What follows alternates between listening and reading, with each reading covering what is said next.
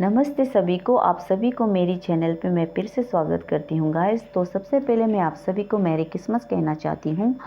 मैं चाहती हूँ कि गॉड आप सभी का ज़िंदगी को साल से बढ़ दे, उसके बाद आप सभी को अच्छी सेहत दे। तो गाइस आज मैं जो अवेयरनेस वीडियो लेके आई हूँ वो है दहेज प्रथा को लेके। दहेज हमारे समाज में, लोकल समाज में हम इसे दाम लेना या देना, उसे हम दहेज कहते हैं। तो इस प्रथा को, इस प्रैक्टिस को एक्चुअल कहा जाने से ये एक इविल प्रैक्टिस है। ये in the eyes of law, कानून के नज़र में ये एक बहुत बुरा प्रैक्टिस है जो कि बहुत सदियों से चला आता है। इस प्रैक्टिस के कारण बहुत सारे महिलाओं ने, बहुत सारे औरतों ने अपनी जान गंवाई है, बहुत सारे ने तो अपनी अंग गंवाए है और बहुत सारे ने तो ऐसा ज़िंदगी व्यतीत की है जो कि बहुत सारा हरेसमेंट से भरा, क्रुएल्टी से भरा ऐसा ज़िंदगी बिताई है। तो इस क्राइम को रोकने के लिए हमारे भारत सरकार ने लॉ बनाया है जिसका नाम है दोहरी प्रोहिबिशन एक्ट 1961। इस एक्ट का रेल मोतो ये है कि जितना से जितना सकेगा इस दहेज प्रथा को हमारे समाज से दूर करना, इस एविल प्रैक्टिस को। तो इस प्रथा को दूर करने के लिए इसमें टोटल सेक्शन दिया गया है, कानून बनाया गया है। टोटल 10 सेक्शन, बट मैं आप सभी को सेक्शन 2 से लेके सेक्शन 6 तक अवेयरनेस दूंगी, जो कि बहुत इम्पोर्टेंट है आप सभी को जानना।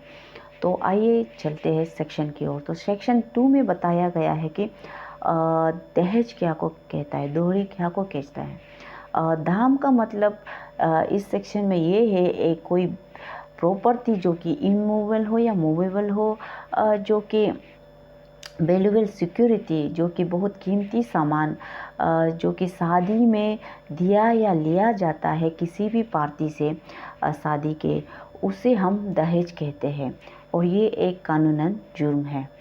तो सेक्शन 3 में आते हैं। सेक्शन 3 में इसका सज़ा का प्रावधान दिया गया है। अगर कोई इंसान गिविंग टेकिंग अगर देता है, लेता है या अवेटमेंट करता है, किसी को भड़काता है कि दहेज लेना है, दहेज देना है बोल के, उसको सज़ा हो सकता है। जेल होगा मिनिमम 6 ईयर का, मैक्सिमम 5 इयर्स का। उसके बाद उसको फाइन 15,000 तक भरना पड़ सकता है या दोनों भी देना पड़ सकता है। उसके बाद आता है हमारा सेक्शन 4, जिसमें कहता है डिमांड के बारे में। अगर कोई दहेज डिमांड करता है, दाम डिमांड करता है, मांगता है, तो उसको भी सज़ा होगा, जिसका मिनिमम जेल हो सकता है 6 मंथ का, मैक्सिमम 2 इयर्स तक जेल। उसके बाद उसको फाइन 10,000 तक भरना पड़ सकता है या दोनों भी देना पड़ सकता है दाम। उसके बाद उसको जेल भी हो सकता है। उसके बाद इस सेक्शन में एक सेक्शन 8 किया गया है, अमेंडमेंट किया गया है, जो कि 1986 में, दोहरी प्रोविज़न एक्ट 1986 में, इस सेक्शन 4A, जिसमें क्लियरली कहा गया है कि अगर कोई इंसान इस दहेज को लेके कोई एडवर्टिजमेंट करता है, लाइक कि कोई पेपर पब्लिश करता है या कोई प्रिंट करता है या सर्कुलेट करता है किसी को, तो उसको भी जेल हो सकता है, जिसका जेल हो सकता है 6 महीने तक मिनिमम। उसके बाद मैक्सिमम 5 साल तक। इसमें एग्ज़ाम्पल ये है कि अगर कोई कहता है कि मेरी बेटी को आप शादी करेगा, तो मेरा बेटा को शादी करेगा तो मैं इतना इतना प्रॉपर्टी आपको दूंगी, इतना इतना गिफ्ट दूंगी। अगर ऐसा कोई कहता है कि अगर वो पब्लिश करता है, सर्कुलेट करता है या प्रिंट आउट करके अगर कहीं पे चिपका देता है, तो उसको जो जेल होगा। उसके बाद आता है हमारा सेक्शन 5, जिसमें कहा गया है एग्रीमेंट का बारे में। जो एग्रीमेंट पब्लिक पॉलिसी के खिलाफ है वो जो वॉइड है, जो दिया गया है हमारे कॉन्ट्रैक्ट एक्ट के सेक्शन 23 में, जिसका मतलब ये होता है कि जो पब्लिक पॉलिसी का अगेंस्ट अगर कोई एग्रीमेंट करता है, वो agreement in the eyes of law, कानून का नज़र में वो जो मीनिंगलेस है, उसका कुछ वैल्यू नहीं है, वो जो वॉइड है। लाइक कि अगर कोई कहता है एग्जाम्पल में कि आपका बेटी को मेरे बेटे से शादी करना है, तो उस समय में लड़की के पिता कहता है कि ठीक है, मैं दहेज अभी नहीं दे पाऊँगी, आपको कुछ 6 महीने के बाद, 5 महीने के बाद, मैं 1 साल के बाद मैं आपको मैं पैसा इकट्ठा करके जोड़ जाड़ के आपको जैसे भी दहेज दे दूँगी। या हमारे लोकल समाज में क्या होता है कि लड़का लड़की को देना पड़ता है, और तो जब कोई दाम मांगने आता है तब वो लोग एग्रीमेंट करते हैं कि नहीं, अगला साल मैं दूंगी तंदा दिन को, इस बार मेरा पास कुछ नहीं है, मैं कलेक्शन करके दूंगी, मेहनत करके दूंगी। अगर कोई ऐसा एग्रीमेंट करता है वो जो वॉइड है, उसका कोई मीनिंग नहीं है in the eyes of law. और जो ऐसा एग्रीमेंट करने वाला को भी सज़ा मिलेगा, क्योंकि उसमें ऑलरेडी कहा गया है कि अगर कोई ऐसा एग्रीमेंट करता है तो उसको भी, जो क्रिमिनल एग्रीमेंट करता है उसको भी सज़ा मिलेगा। उसके बाद आता है हमारा सेक्शन 6, जिसमें बेनिफिट्स, लड़की का बेनिफिट्स के लिए, वाइफ का बेनिफिट्स के लिए कहा गया है। अगर शादी के टाइम पे कोई दहेज लिया या दिया गया है, और या शादी से पहले दहेज लिया या दिया गया है, या बच्चे जब लड़की छोटी थी तब अगर दहेज लिया या दिया गया है, तो उसको 3 महीने के अंदर उस लड़की का अकाउंट में ट्रांसफ़र करना पड़ेगा। वो जो अवेलेबल प्रॉपर्टी हो या सिक्योरिटी हो, वो लड़की का बेनिफिट के लिए लड़की का अकाउंट में ट्रांसफ़र करना पड़ेगा। अगर वो शादी से पहले लिया गया है तो शादी के बाद 3 महीने के बाद उसको देना पड़ेगा, शादी के 3 महीने से पहले। उसके बाद अगर शादी के टाइम में लिया या दिया गया है तो उसको शादी के 3 महीने बाद लड़की के अकाउंट में ट्रांसफ़र करना पड़ेगा। अगर वो छोटे समय में, लड़की जब माइनर थी तब लिया या दिया गया है, तो 18 ईयर्स के लड़की के मैच्योरिटी के एज के 3 महीने के अंदर उसको वो जितना भी दाम दहेज लिया या दिया गया उसको लड़की का अकाउंट में ट्रांसफ़र करना पड़ेगा। ये बेनिफिट्स, लड़की का बेनिफिट्स के लिए। अगर कोई इसको इन्फ्रिंज करता है, कोई इसको नहीं मानता है, तो उसको भी सज़ा मिलेगा।